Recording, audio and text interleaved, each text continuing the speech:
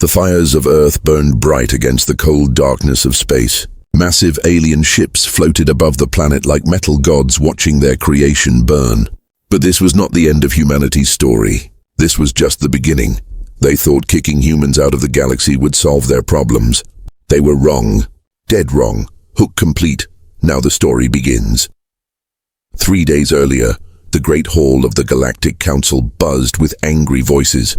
The most powerful beings in the galaxy had gathered for one purpose. They wanted to talk about the human problem. The council chamber was huge. It could hold 1,000 ships inside its walls. Golden lights floated in the air like tiny suns. At the center sat the high throne, where the council leader ruled over 2 million star systems. Today, that throne held Zektar the Wise. His blue skin glowed with ancient power. 4 arms crossed over his chest as he looked down at the small group of humans standing in the defendant's circle. Humans. His voice boomed through the hall. You stand accused of being too violent for civilized space. The human ambassador, Sarah Chen, stood tall. She wore the simple blue uniform of Earth's diplomatic corps. Around her, 12 other humans waited in silence. They knew this trial was just for show. The council had already made their decision. What violence? Sarah asked. We have followed every law. We have honored every treaty. Councillor Vexai, a snake-like creature from the Serpent Worlds, raised his head. You destroyed the pirate lords of Kepler 7. They were slavers, Sarah replied. They captured our people. You wiped out the raider clans of the Dark Nebula. They attacked our trade ships. You ended the blood wars that had lasted 300 years. Sarah paused. And that's bad. The council members looked at each other. Angry whispers filled the air. These humans didn't understand. Violence was supposed to be controlled, managed. Wars were supposed to last centuries, not end in quick victories. High Councillor Zektar stood up. His forearms spread wide. This is exactly the problem. You solve conflicts too fast, too completely. You upset the balance of power. You mean we're too good at winning? Asked Sarah. You are too dangerous, said Councillor Mertha, a floating jellyfish creature. In 50 years, you have gone from one small planet to controlling 100 systems. Your military grows stronger each year. Your people multiply like insects. We grow because we take care of each other, Sarah said. We win wars because we fight to protect what we love. The insult hit the council like a slap. They had ruled the galaxy for 1,000 years through careful politics and controlled conflicts. They kept different species fighting each other so no one could challenge the council's power. But humans were different. Humans ended fights instead of managing them. Enough! Zektar's voice shook the chamber. The vote will be held now. One by one, the council members cast their votes. The Crystalline Hive voted to exile. The Machine Collective voted to exile. The Psionic Federation voted to exile. 47 different species. 47 votes for exile. 0 votes against. The decision is final, Zektar announced. Humanity is hereby banned from all civilized space. You have 30 days to gather your people and leave. Any human found in council space after that time will be arrested or destroyed. Sarah Chen looked around the chamber. Thousands of alien eyes stared back at her with satisfaction. They thought they had solved their human problem. She smiled. That smile made some of the council members shift uncomfortably. It was not the smile of someone who had lost. It was the smile of someone who knew a secret. Very well, Sarah said calmly. We accept your judgment. Humanity will leave council space. She turned to her fellow humans. Send the message to Earth. Operation Exodus begins now. The humans walked out of the chamber with their heads held high. They showed no fear, no sadness, no anger. That worried the council more than screaming would have. As the great doors closed behind the human delegation, Admiral Marcus Webb spoke quietly to his companions. Phase 1 complete. The council has taken the bait. What about Phase 2? Asked Sarah. Marcus smiled the same cold smile. Phase 2 started the moment we walked into this chamber. By the time they realize what we've done, it will be too late. High above Earth, hidden in the planet's shadow, something massive began to move. It was not a ship the council had ever seen. It was not on any of their sensors. It had been waiting there for years, patient as a spider in its web. The council thought they were getting rid of a problem. They had no idea they had just made the biggest mistake in galactic history. Cliffhanger ending. Because what the council didn't know was that humans had been preparing for this day for a very long time. And exile wasn't their punishment, it was their freedom. Dramatic opening. First 30 seconds. The council thought they knew everything about humanity. They were wrong.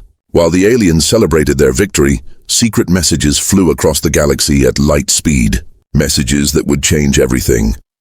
Operation Exodus is go. Repeat, Operation Exodus is go. What the council didn't know was that humans had been preparing for this day for 20 years, and they were about to find out just how little they really knew about their problem. Hook complete. Now the story begins. Deep in the asteroid belt between Mars and Jupiter, something impossible was happening.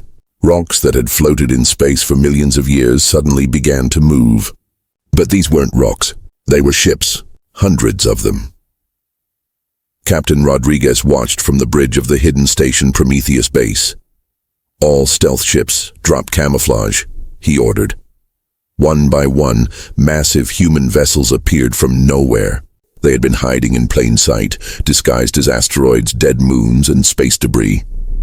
The council's sensors had looked right through them for decades. "Sir," his communications officer reported, "we're getting signals from bases Alpha through Zulu. All 26 secret bases are online and ready." Rodriguez smiled. 26 bases? The council thought humans only controlled 100 systems. They had no idea that humans had been quietly building in the dark spaces between stars, in dead systems where no one ever looked, in the cosmic graveyards that other species avoided. "Begin Phase 2, Rodriguez commanded. Across the galaxy, the real evacuation began. On Earth, the news channels showed long lines of humans waiting to board transport ships, families carrying suitcases, children crying, old people looking back at their homes one last time. It looked like a defeated people leaving in shame, but Sarah Chen knew better. She stood in the secret command center buried deep under the Rocky Mountains. Around her, dozens of screens showed the truth.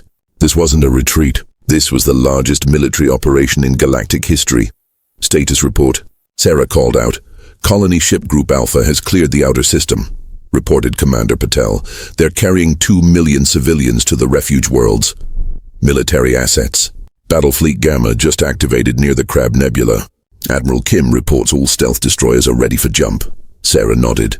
The civilians were real refugees who needed protection, but they were also the perfect cover. While the council watched transport ships leaving Earth, they missed the war fleets moving in the dark. "Ma'am," a young lieutenant interrupted, "we're getting reports from council space. Their patrol ships are finding things." Sarah raised an eyebrow. "What kind of things?" The main screen lit up with an alien transmission. It was Captain Zorek of the Council Security Forces. His green face looked confused and worried. "Council Command, this is Patrol Group 7. We found that human mining colony on Kepler 442b, but there's no one here." Part 2, the Exodus YouTube script, 800 words, third-person style, dramatic opening, first 30 seconds. The council thought they knew everything about humanity. They were wrong. While the aliens celebrated their victory, secret messages flew across the galaxy at light speed. Messages that would change everything. Operation Exodus is go. Repeat, Operation Exodus is go.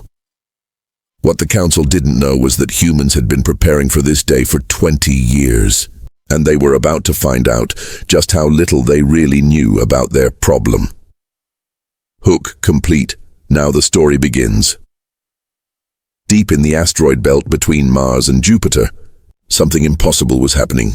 Rocks that had floated in space for millions of years suddenly began to move. But these weren't rocks. They were ships, hundreds of them.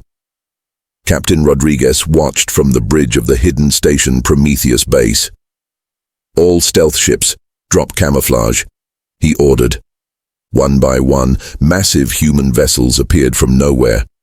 They had been hiding in plain sight, disguised as asteroids, dead moons, and space debris. The council's sensors had looked right through them for decades. "Sir," his communications officer reported, "we're getting signals from bases Alpha through Zulu. All 26 secret bases are online and ready. Rodriguez smiled. 26 bases. The Council thought humans only controlled 100 systems. They had no idea that humans had been quietly building in the dark spaces between stars, in dead systems where no one ever looked, in the cosmic graveyards that other species avoided. Begin Phase 2, Rodriguez commanded. Across the galaxy, the real evacuation began.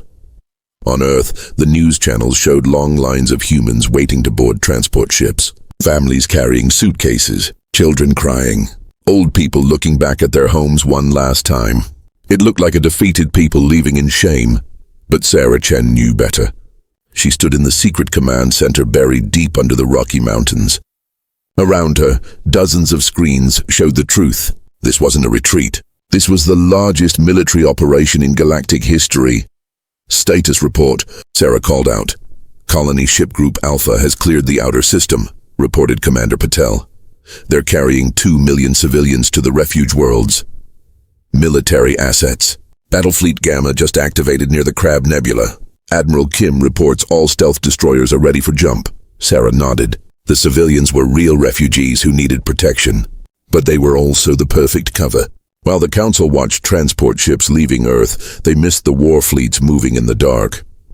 "Ma'am," a young lieutenant interrupted, "we're getting reports from Council space. Their patrol ships are finding things." Sarah raised an eyebrow. "What kind of things?"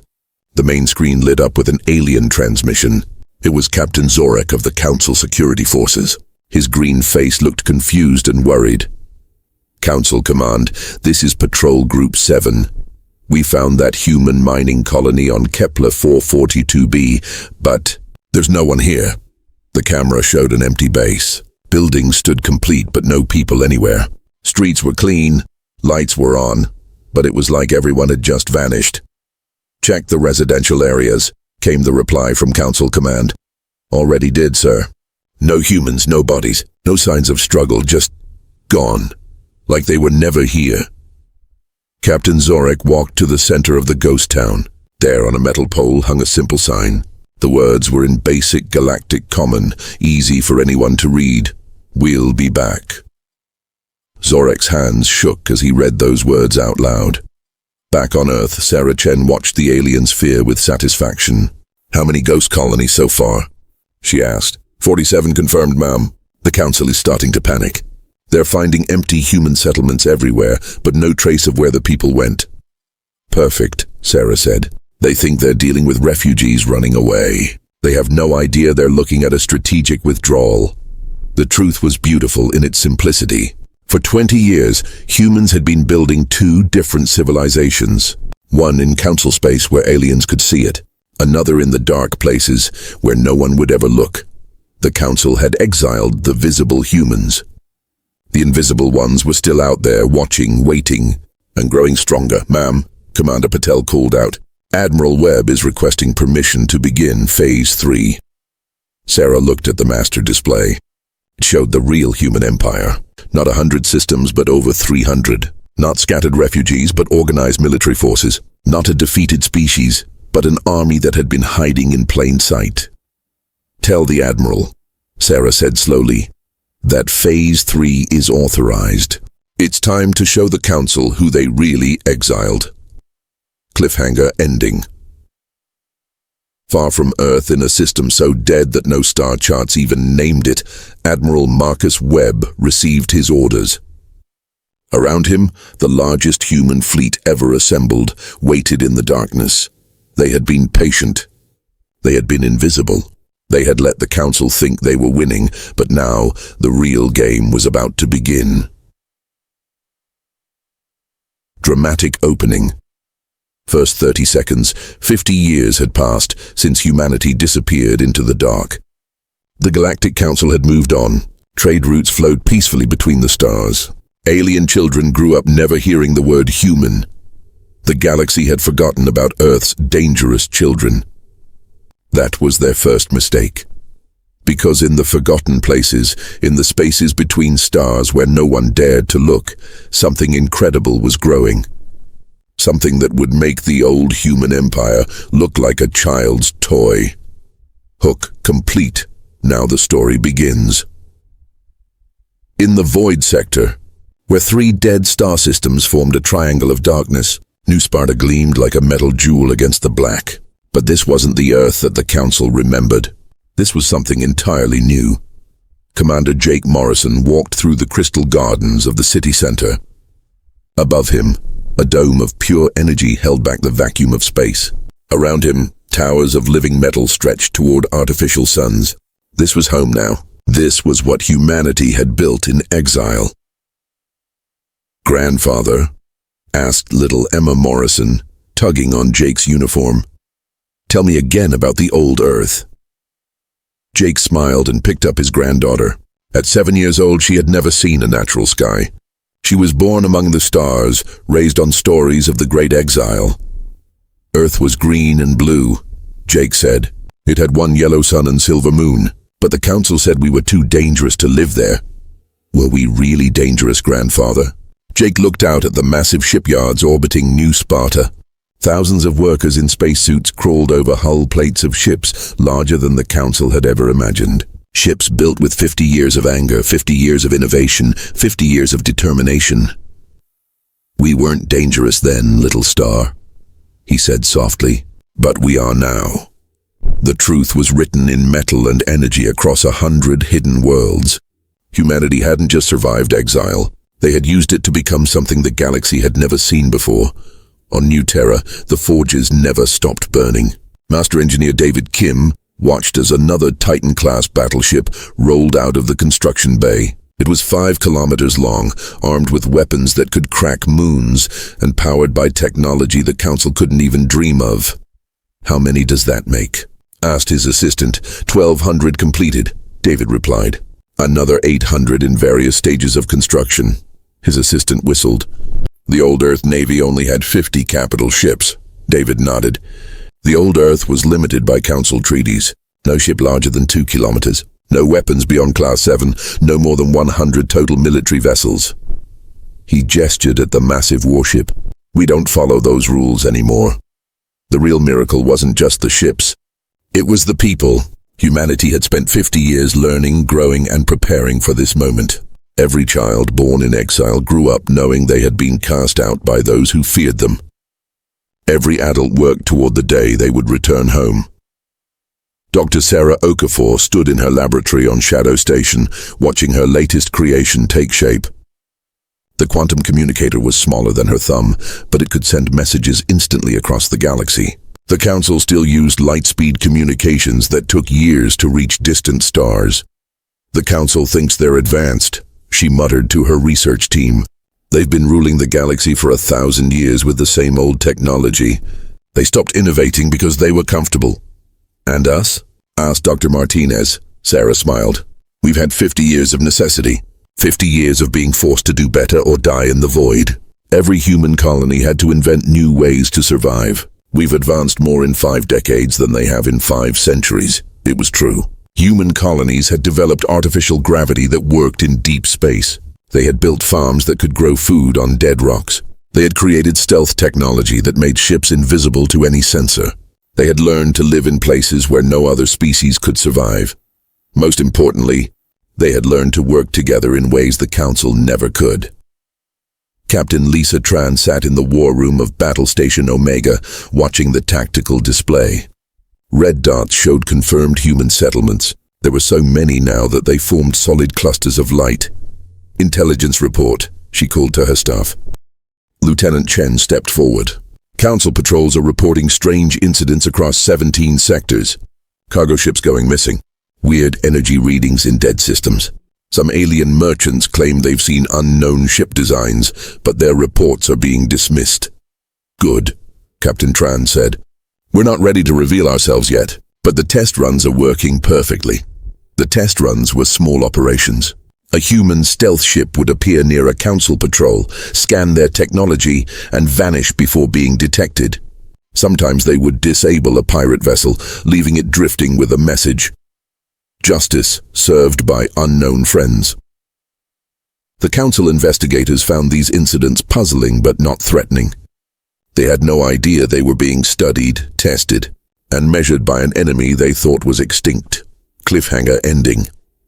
On the bridge of the super dreadnought Retribution, Admiral Marcus Webb received a message that made him smile. After 50 years of building, 50 years of preparing, 50 years of waiting, the moment had finally arrived. The message was simple. All fleets report ready. Ghost protocols complete. The children of Earth are coming home. But they weren't the same humans who had left. They were something the galaxy had never seen before, and they were angry. The message arrived at every council station at the same moment. Simple words that froze alien blood in their veins. Humanity has returned. For 50 years, the galaxy had lived in peace. Wars were small and controlled. Trade flowed freely between the stars. The council ruled with quiet confidence that peace died the moment human ships appeared on the edge of civilized space, and these weren't the same humans the council remembered. Hook. Complete. Now the story begins. High Counselor. Zektar was enjoying his morning meditation when the emergency alarms began screaming through the council chambers. His forearms trembled as he reached for the communication panel. "What's happening?" he demanded. "Sir," came the panicked voice of Controller Vexpi, "you need to see this. Now." The main screen flickered to life, showing the border of council space. What Zektar saw there made his ancient heart stop beating for a moment. Ships, thousands of them, arranged in perfect formation like a metal wall across 3 star systems. Each vessel was massive, dark, and covered in weapons that didn't exist in any council database. "How many?"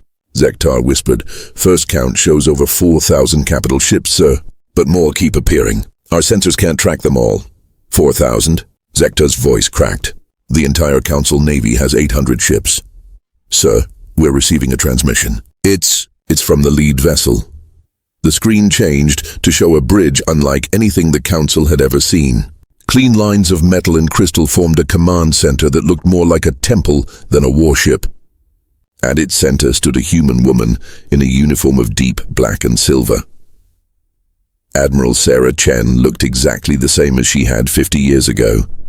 The council's medical technology could extend life, but humans had clearly mastered something far beyond that. "Greetings, High Counselor Zektar," Sarah said with a cold smile. "I hope you remember me." Zektar's mouth went dry. "Impossible. You should be dead. Humans live less than 100 years. "The humans you knew lived less than 100 years, Sarah replied. "We are not those humans anymore." Behind her, the bridge crew worked with silent efficiency. Every face was human, but they moved with a precision and confidence that the old Earth Navy never had. These weren't just survivors. They were something new. "What do you want?" Zektar managed to ask. Sarah's smile grew wider. "What we've always wanted. To come home. The difference is, now we're not asking permission." Across the galaxy, panic spread through council space faster than light-speed communications. Emergency sessions were called. Military commanders were awakened from sleep. Defense fleets scrambled to positions they hadn't used in centuries, but it was already too late. Admiral Kim Sato commanded the Eastern Battle Group from his flagship Vengeance. Around him, 300 human dreadnoughts moved through space like hunting wolves. Their target, the Council's Third Fleet, pride of the Crystalline Hive.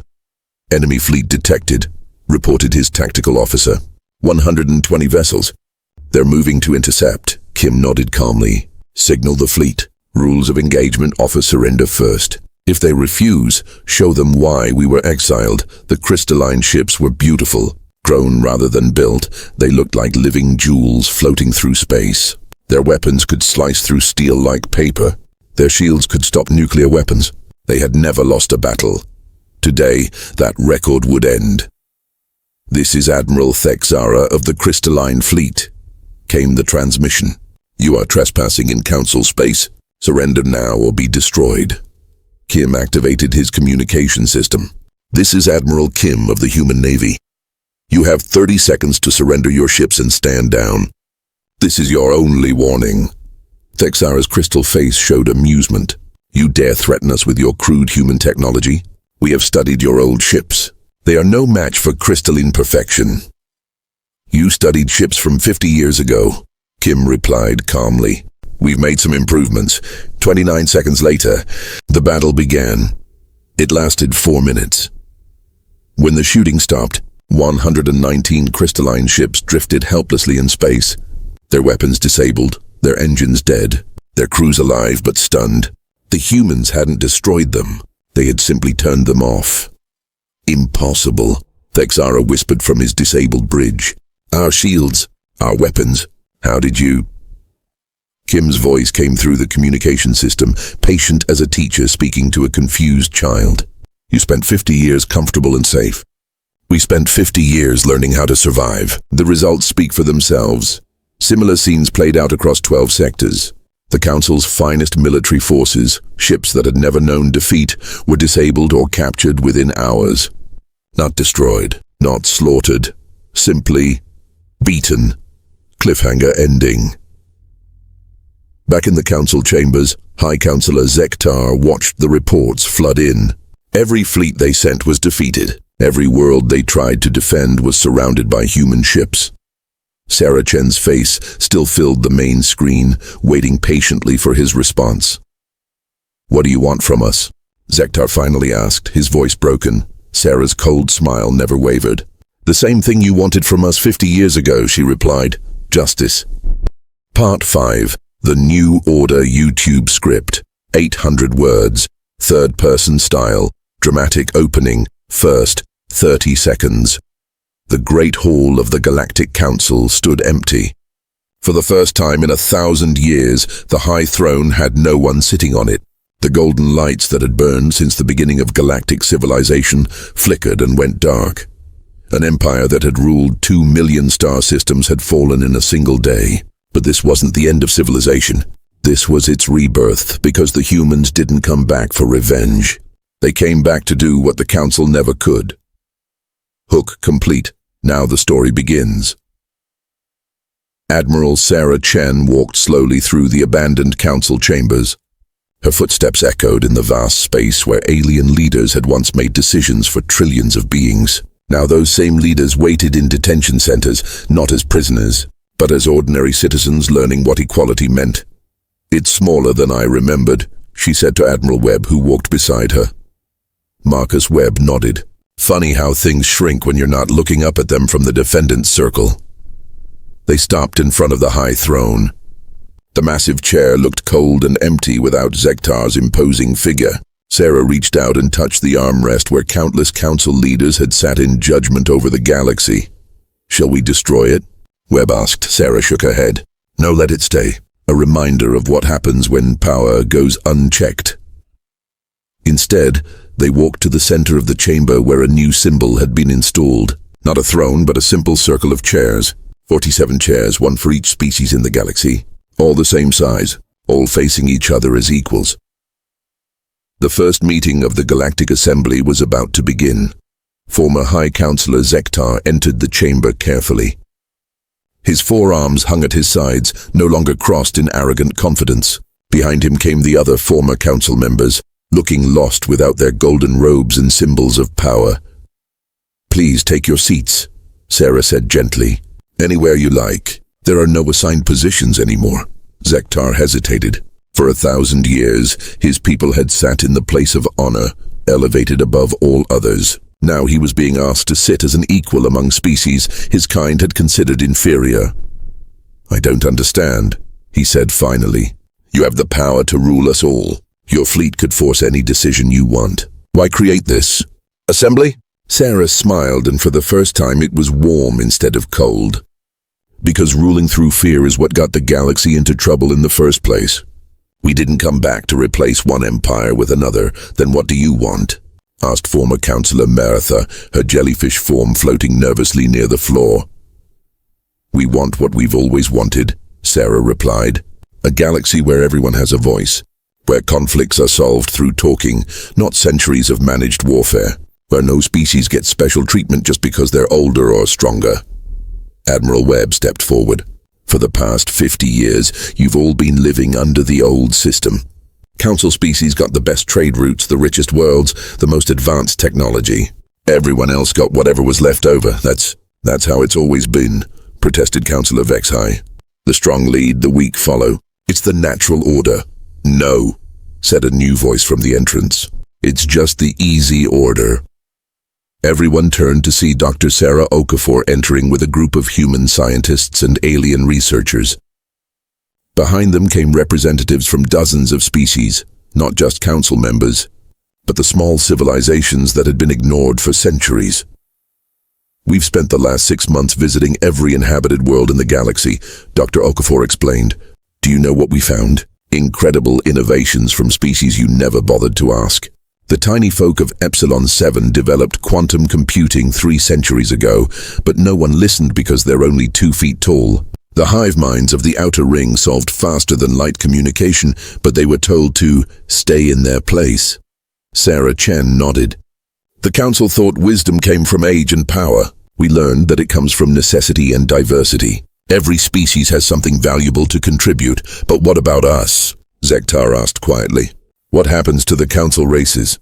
Do we become your slaves as punishment for exiling you?" "You become what you always should have been," Sarah replied. "Citizens.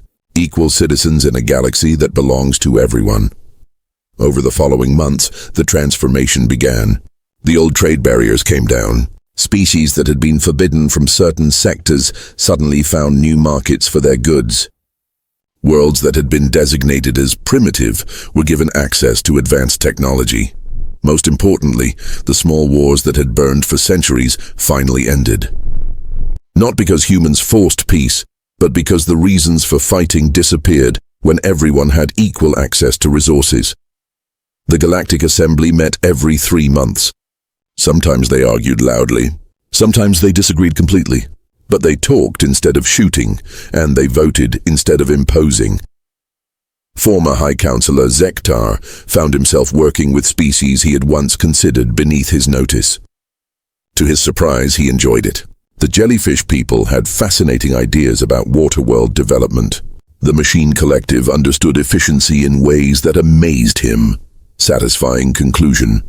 1 year after the return, Sarah Chen stood on the observation deck of Earth Station Alpha, watching ships from 100 different species dock peacefully at human ports. Alien children played with human children in the station's parks. Former enemies worked side by side in the laboratories and factories. "Do you think they've learned?" Admiral Webb asked, joining her at the window. Sarah watched as a crystalline merchant shook hands with a human trader, both smiling as they completed their deal. "They're learning. That's what matters. And us? What happens to humanity now that we've won?" Sarah smiled, and this time it was the smile of someone truly at peace. "We do what we've always done best. We protect the family. It's just that now the family includes everyone." The galaxy was no longer ruled by fear or tradition. It was guided by hope and cooperation. And for the first time in 1,000 years, every voice mattered. The children of Earth had come home, and they had brought the stars with them. End of Sochery.